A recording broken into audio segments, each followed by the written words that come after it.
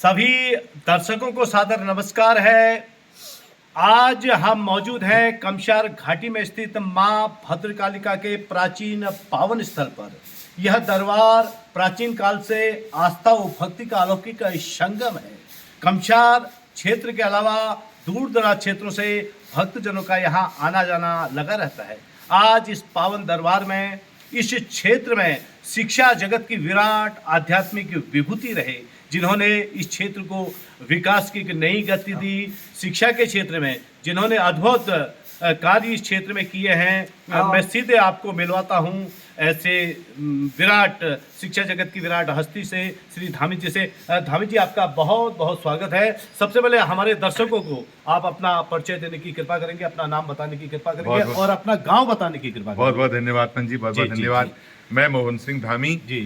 मैं प्रधानाचार्य रहा राजकीय इंटर कॉलेज सानिडियार में। बहुत सुंदर। 1971 से 2009 में तक मैंने सेवा किया, मार्च 2009 तक जी। और भद्रकाली मंदिर का भी मैं सेवक रहा।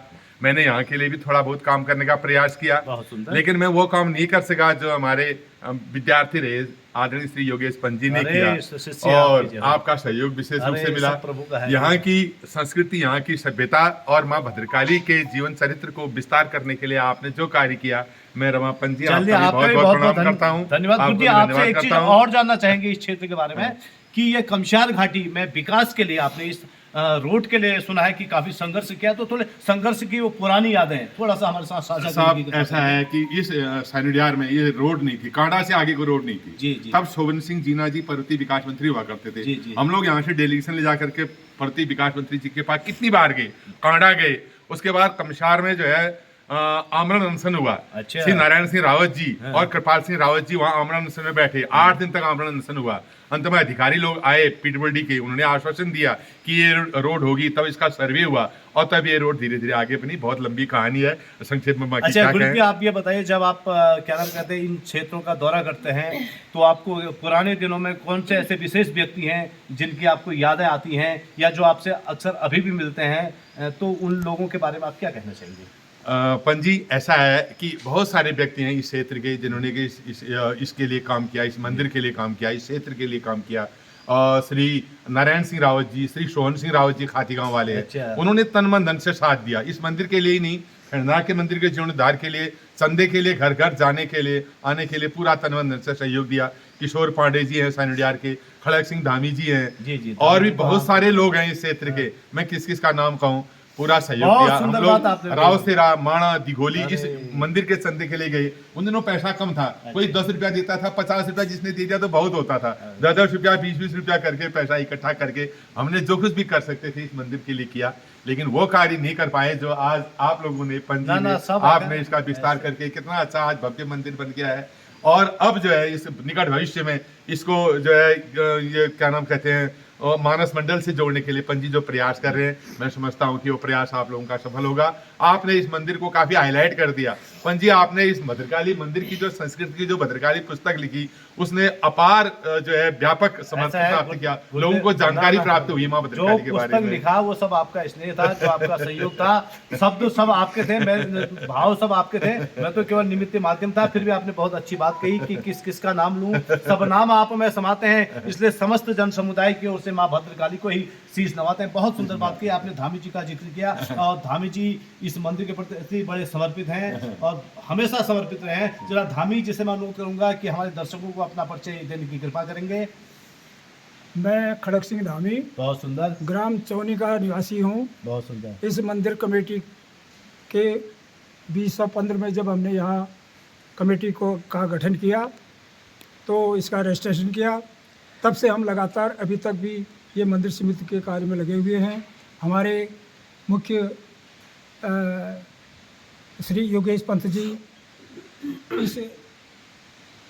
इसके श्रेयधारी यही है। हम तो इनके साथ हैं, हम एक कार्यकर्ता के रूप पर हैं और जितना भी सहयोग हमारे कहने से हो सकता है हम करते ही हैं। अरे आप बहुत सहयोग करते हैं धामी जी, ये मत कहिए, जितना सहयोग हो सकता है हम करते हैं। आपने बहुत सहयोग इस क्षेत्र के लिए किया है, बहुत संघर्ष किया है। हमारे खासकर हमारे सानिडियार की पहचान जो है हमारे मोहन सिंह धामी जो प्रिंसिपल यहाँ पर आए हैं, इनकी सेवा के लिए हमें गदगद होकर के कहना पड़ता है।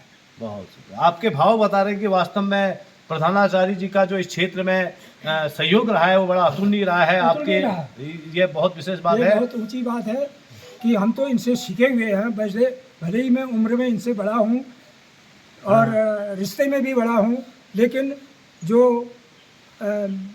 विकास, जो संस्कृति, जो कला का प्रदर्शन इन्होंने हमारे यहाँ इलाके को सिखाया, उसके लिए हम तो अच्छा, इनके एक चीज आभारी और जानना चाहूंगा गुरु जी आपसे। इस क्षेत्र में रामलीला की शुरुआत की बात आती है। शनि रामलीला- उड़ियार की रामलीला किसी जमाने में बहुत प्रसिद्ध थी, तो कैसे प्रसिद्ध थी, थोड़ा सा उसके बारे में संक्षिप्त रूप हैं। से। रामलीला का प्रारंभ भी श्री मोहन सिंह धामी जी ने ही किया। अरे बहुत सुंदर जी। यहाँ पर तो केवल हम कुमाऊनी चाचरी के अलावा कुछ नहीं जानते थे, अच्छा, लेकिन इन्होंने शिक्षा के साथ साथ अपने बच्चों को दिन रात ऐसा प्रशिक्षण दिया कि उनको राममय ही बना दिया। अरे अति उत्तम, अति तो उत्तम। इससे उन्होंने यहाँ रामायण 13 साल 14 साल तक तो अरे इन्होंने रामायण करा रामलीला करा। के उसके बाद लवकुश कांड भी करवाया। अरे बहुत सुंदर बात आपने यहाँ पर इसीलिए साझा की। ये सानडियार रामलीला कमेटी जो है बहुत इलाके में नहीं, जिले में ही अच्छा, ये सर्वोच्च ऊंचे स्थान पर रहती है। बहुत मैं सुंदर आपकी बात काट करके एक बात और कहता हूँ। जी जी। पंजी के योगेश पंजी के पिताजी अरे, श्री पूरनचंद हाँ, पंजी जी, जी, ऐसे हाँ। कलाकार थे। अरे वाह। वो रामलीला में ऐसी मूर्तियां बनाते थे, ऐसा शिवजी का बनाते हाँ, थे, मैंने ऐसा देखी। शेषनाग बनाते थे। कोई भी दृश्य हो, हाँ, जिस दिन मैंने का जो देखी। कार्यक्रम हो, इतना भव्य बनाते थे कि वो सीनरी से रामलीला की प्रतिभा दूर दूर तक फैलती अति थी। उत्तम। लोग उस सीनरियों को देखने के लिए वो कहते थे यार वहाँ पूरन पंजी ने जो है हाँ, हाँ। ऐसी ऐसी कलाकार है, वो ऐसी सीनरी बनाते हैं। उनको देखने के लिए रामलीला में 4 साल लग जाते अरे। थे, सोने में सुहागा हो जाता था। बहुत कितना अद्भुत होता था वह दिन, मुझे याद आते अरे। हैं। उनको लोग रो पड़ते थे। उन्होंने ऐसा विशाल शेषनाग बनाते थे, उसको देख करके बहुत सारे बच्चे तो डर जाते थे। शिव जी का ऐसा सीन बनाते थे, कालिका का ऐसा दृश्य बनाते थे, वो कालिका का दृश्य देख करके तो लोग बात डरने लगते थे, साक्षात कालिका बन जाती थी।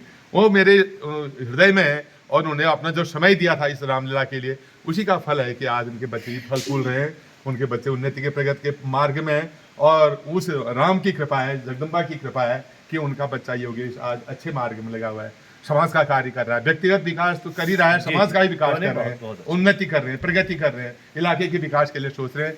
मैं इनके प्रति बहुत बहुत हार्दिक शुभकामनाएं बहुत करता सुंदर हूं बात आपने कि कही पूरन है। चंद जी के- इसके उपलक्ष्य में मैं ये भी कहूँगा कि ये जितने भी ये इस समय हमारे नए, चाहे योगेश पंत जी हैं या कोई भी हमारे जो बच्चे हैं, अन्य लोग जो यहाँ पर ये प्रोग्राम कर रहे हैं, इनका श्रेय, सबका श्रेय मोहन सिंह धामी जी को। अरे बहुत सुंदर, तालियां एक बार मोहन सिंह जी के लिए। बहुत सुंदर भेंट घाट के बहाने जो हमारे भद्रकाली मंदिर समिति के संरक्षक हैं, इससे पहले अध्यक्ष रहे और जिनका अपार स्नेह भी हमारे प्रति है, और जिन्होंने भेंट घाट के बहाने आप लोगों को यहाँ पर एकत्रित किया। प्रातः काल का समय है, लोग घरों से नहीं उठ पा रहे हैं, तराई भावर में जहाँ कोहरा छाया हुआ है, लोग अपने बिस्तर में है, उससे पहले आप यहाँ पहुंचे हुए हैं। ये भेंट घाट के बहाने योगेश पंत जी ने जो अतुलनीय कार्य किया, मैं सीधे आपको लिए चलता हूँ श्री योगेश पंत जी के सानिध्य में। आपने उनके पिताजी का स्मरण कराया, स्वर्गीय श्री पूरनचंद पंत जी का, और आज मैं उनके गुरु स्वर्गीय श्री प्रयाग दत्त पंत जी का भी स्मरण कराता हूँ, जो मेरे दादाजी थे और क्या बात है। भद्रकाली मंदिर के प्रति अपार स्नेह था। अच्छा। तो बहुत बहुत स्वागत है पंत जी आपका। आज आपने भेंट घाट के बहाने बहुत से लोगों को यहाँ पर प्रातःकाल बुला लिया है, लोग एकत्रित है, लोगों में उत्साह है, लोगों में उमंग है, लोगों को अपने सांस्कृतिक वैभव को जानने और पहचानने का सौभाग्य प्राप्त हो रहा है, और भद्रकाली महोत्सव इस समय काफी छाया हुआ है, और आप सभी लोगों की आधारशिला उस महोत्सव के लिए बड़ी स्नेहमय रही है। तो आप 2 शब्द के रूप में इस भद्रकाली का दरबार से क्या कहना चाहेंगे अपने दर्शकों के लिए? बहुत अच्छा, रमाकांत पंजी, आपका बहुत बहुत स्वागत है। आपका जिस तरह की प्रेरणा आपसे मिलती रहती है समय समय से, और आज मेरे पास बहुत कुछ कहने के लिए नहीं है।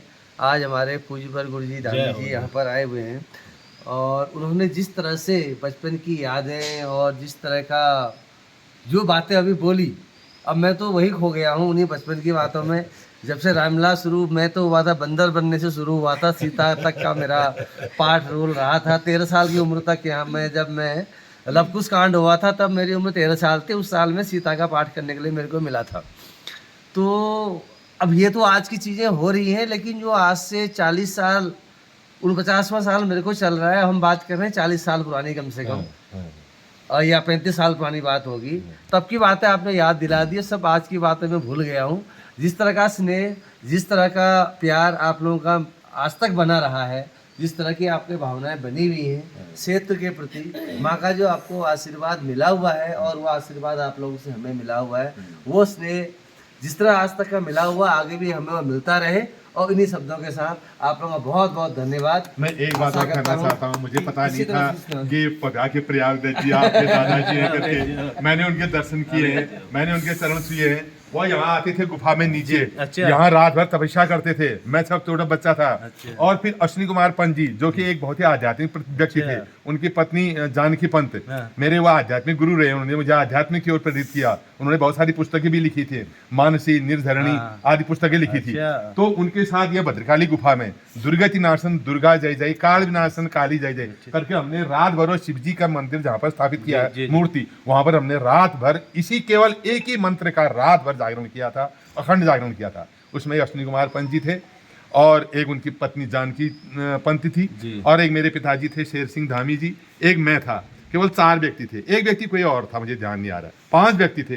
रात भर हमने केवल एक ही, उन्होंने कहा था अश्विनी कुमार जी ने, वह एक ही मंत्र का जाप करो, दुर्गति नाशन दुर्गा जय जय, काल विनाशन काली जय जय। आप भद्रकाली माता ने आप हम सबको यहाँ जोड़ दिया है। वो कहाँ से आपको ले आई है? वो पंजी माध्यम बने या आप माध्यम बने। आप जो बोल रहे हैं वो आप नहीं बोल रहे हैं, वो भद्रकाली बोल रही है।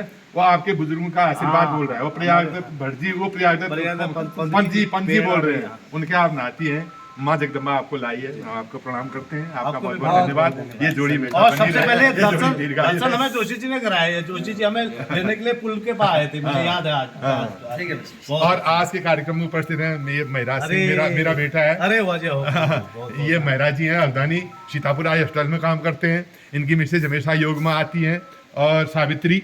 और ये हमारे चाचा हैं श्री खड़क सिंह। अरे गुरु जी, यादगार बनाने के लिए अपनी लिखी किताब आपको सत्र में भेंट है। क्या बात है, धन्यवाद।